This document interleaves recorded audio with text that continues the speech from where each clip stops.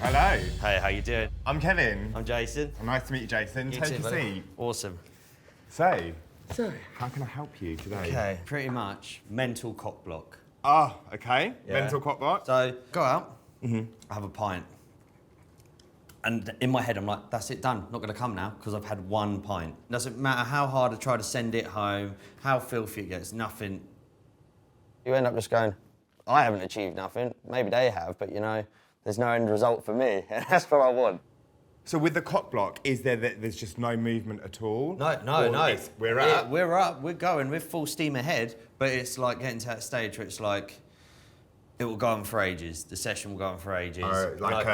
Yeah, it's kind of like she's starting to get sore, and then it ends up in me like sweating my tits off, dripping on it, and then, yeah, I just don't know why it's happening. If you can get it up but can't come, then you're suffering from delayed ejaculation. It's not to be confused with being too numb to come, which is when you've had too much to drink. You might be able to climax when masturbating, but not during sex, or vice versa, or both. It can start suddenly, and the causes can be physical or psychological, such as stress. If you're worried about not coming, then get going to your nearest sexual health clinic. How does it leave you feeling about sex? Well, it's shit, innit? You want that, like, fucking release, don't you? Yeah. Like, yeah, roll over, sleep, whatever. So kind of thinking about this, it sounds like it's probably something that's psychological. Yeah. So there may have been a time where you've had a pint and you've tried to have sex with somebody and it hasn't worked. And what you've done is you've kind of made like a causal relationship between the two of this time this happened was because I had a pint. So I think potentially what's happening is you're preempting it and it's sending off like this panic alarm to your penis that's just like, right, like we're on red alert, I'm not going to ejaculate, and it's reinforcing the cycle. We've got a cyclical issue here where there's a trigger and it's just falling into a habitual behaviour. So I think it'd be really good if we maybe send you through to Jess, who's one of our sexperts, and she can maybe give you some tools and some techniques just to maybe help you overcome some of those anxieties and worries. Yeah, definitely. Sounds good. Sounds good. All right. Cheers, my We'll man. see you Thank soon. you. Okay. Bye-bye. Oh, gotta go back. Oh, right. Well, see you in a bit. See you in a bit, darling. Jason's having a hard time ejaculating, so he's been referred to resident sexpert Jess. How can I help? So, it's really stupid and it's so annoying. So if I go to a pub or out for a meal, have one pint. Yep. That's it, won't come. Okay. It's all good, like, it's up like a rock, do you know what I mean? Sending It's it home. happy. Yeah, it's good. Go to have sex and it'll go on for hours, and obviously people think that's great. No, it's not. Because I'm sweating my tits off. And the girl's probably red raw, you know, it's not cool. You'd be amazed how stress can affect sex and pleasure. You know, it's not just your body that's important during sex, it's your brain and where your mind's at. It's me, because I suffer from like anxiety and stuff anyway, so I think that doesn't help. And then Yeah, you're just getting in your head a bit too much. Yeah, overthinking it, like really overthinking it. I wanted to ask you, what kind of sex are you having? What do you enjoy? I'm quite like, I'm just rough, to be honest. Mainly it's just pure filth and carnage. How did you discover this interest in rough sex? How did you get here? I think it's just because I like to feel in control. And just being like, feeling alpha. And that's how it all come about, like I take control. When I was 16, I was fat as fuck.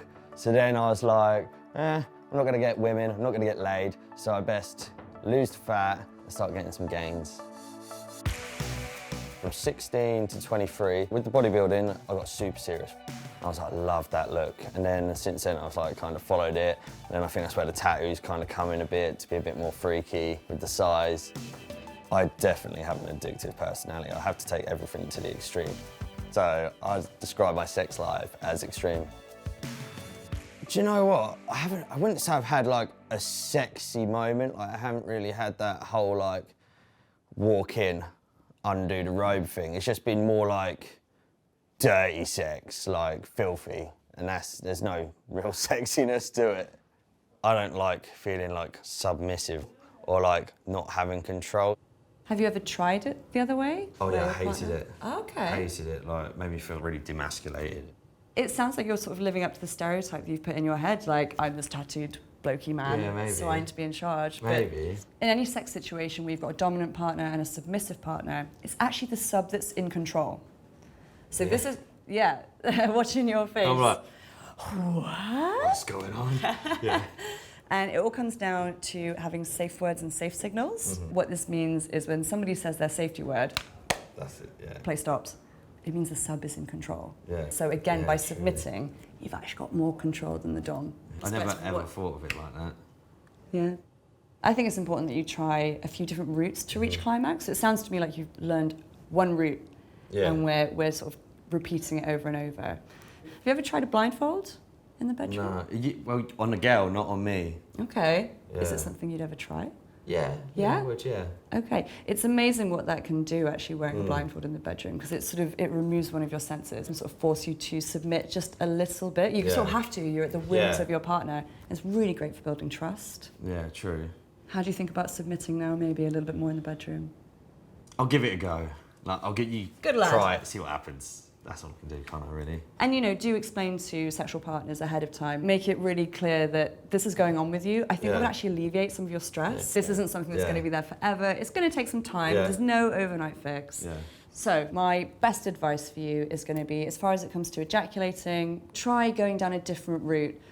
Maybe ignore the rough stuff for a little while. Does that sound like something you could go away and try?